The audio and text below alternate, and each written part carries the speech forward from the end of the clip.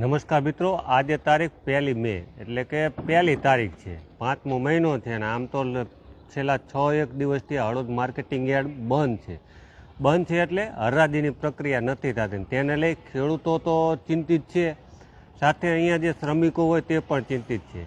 તેની સાથે સંકળાયેલા ટ્રાન્સપોર્ટરો કે જે રોજીરોટી મેળવતા હોય માલ સામાનની હેરેફેરી કરી તેવા.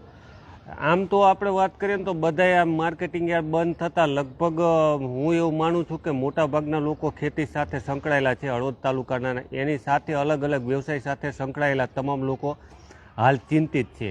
ચિંતિત થવાનું કારણ માત્ર એક જ છે. કારણ બધાને ખબર જ છે કે એક પેઢીની ફૂલેકું ફેરવી અને ફરાર થઈ ગઈ છે ને આ પેઢી જે ફૂલેકું ફેરવીને ફરાર થઈ ગઈ છે ને તેને પગેરું મેળવવા માટે વેપારીઓ અને સાથે યાર્ડના સત્તાધીશો દ્વારા અલગ અલગ રીતે અલગ અલગ ગામોમાં શોધખોળ ચાલી રહી છે. આમ તો શોધખોળ આપણે એટલા માટે કહીશું કે જે વેપારીએ જ્યાં માલ વેચ્યો હોય ત્યાં પણ તપાસ કરવામાં આવી છે, વેપારી ક્યાં ફરાર થઈ ગયો તે દિશામાં પણ તપાસ કરવામાં આવી રહી છે. સાથે જ છેલ્લા 5-6 દિવસથી જે યાર્ડ બંધ છે અને તે લઈ જે યાર્ડને તો નુકસાન છે જ, જે શેષ સ્વરૂપે આવતું હોય, અને સાથે જ ખેડૂતોને નુકસાન છે. કારણ કે 6-7 દિવસથી અહીંયા જે જણસો પડી છે, અહીંયા આડીઅવળી પવનની કદાચ ઉડી જતી હોય અથવા કંઈક માલમાં નુકસાન થતું હોય અથવા કંઈક બીજું નાનું મોટું નુકસાન થતું હોય, માલની ઘટ થાય, આવું ઘણું બધું નુકસાન થતું હોય. આ બધું નુકસાન હાલ તો ખેડૂતોને ભોગવવાનું છે, યાર્ડને ભોગવવાનું છે, અને સાથે જ કમિશન એજન્ટ જે સાથે એની જોડાયેલા વેપારીઓ હોય આ બધા નુકસાન છે. પરંતુ આનો નિકાલ કેવી રીતે આવશે તેને લઈને હાલમાં પણ હળવદ માર્કેટિંગ યાર્ડમાં એક મિટિંગોનો દોર ચાલી રહ્યો છે. આમ તો મિટિંગોની વાત કરીએ તો જ્યારથી પેઢીનું ઉઠમણું થયું છે ને ત્યારથી સતત એક જ ધારી બેઠકોનો દોર ચાલી રહ્યો છે.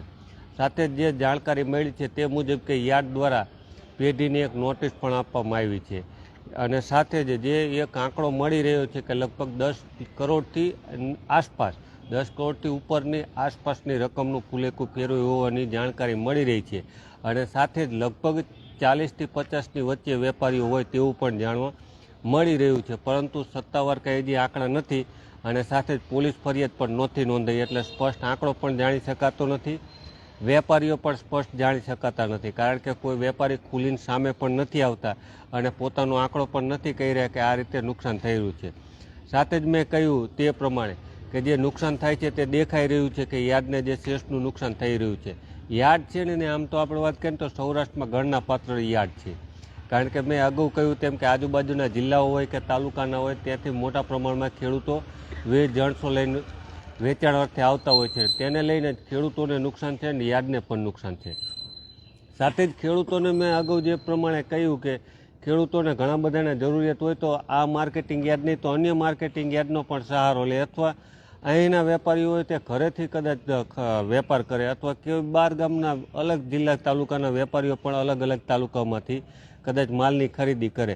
ખેડૂતોને તો માલ અહીંયા નહીં તો ગમે ત્યાં વેચવાનો જ છે. કારણ કે હવે માનો ને કે 15 મે પછી લગભગ પાણીની શરૂઆત થઈ જશે. હળવદ જે 3 કેનાલો છે, જોકે ધાંગધ્રા બ્રાન્ચ કેનાલમાં પાણીની શરૂઆત થઈ ગઈ છે, પરંતુ અન્ય કેનાલોમાં પણ શરૂઆત થઈ જશે અને પછી કપાસનું વાવેતર ચાલુ થઈ જશે. એટલે લગભગ હવે ગણતરીના 15 દિવસો જ રહ્યા. તેઓને લીટા પાડવાના હોય, ખેતી કરવાની હોય, આ બધા કામ બાકી હોય, બિયારણ ખરીદી કરવાના, આ બધા કામ વચ્ચે તેઓને હવે ગણતરીના દિવસો જ બાકી છે. એટલે આ બધા ગણતરીના દિવસો વચ્ચે હાલમાં તો માર્કેટિંગ યાર્ડ બંધ છે અને છેલ્લા 6-1 દિવસ ત્યાં બંધ છે. અને તેને લઈને જ આપણે આ સ્થિતિ બતાવી છે ને છેલ્લે જ્યારથી માર્કેટિંગ યાર્ડ બંધ છે ત્યારથી આપણે સતત અપડેટ આપતા રહી છીએ કે માર્કેટિંગ યાર્ડમાં આ સ્થિતિ છે. અને આજે સતત શનિ, રવિ, સોમ, મંગળ, બુધ અને આજે ગુરુવાર અને આજે 1 તારીખ 5મા મહિનાની આજે પણ બંધ છે. હજી પણ માર્કેટિંગ યાર્ડ ક્યારે ખુલે તે પણ કંઈ સ્પષ્ટ જણાતું નથી. કારણ કે માર્કેટિંગ યાર્ડ સત્તાધીશ દ્વારા કોઈ મેસેજ પણ જાહેર કરવામાં આવ્યો નથી. સાંજ સુધીમાં કદાચ જાહેર કરવામાં આવે તો પણ અલગ વાત છે.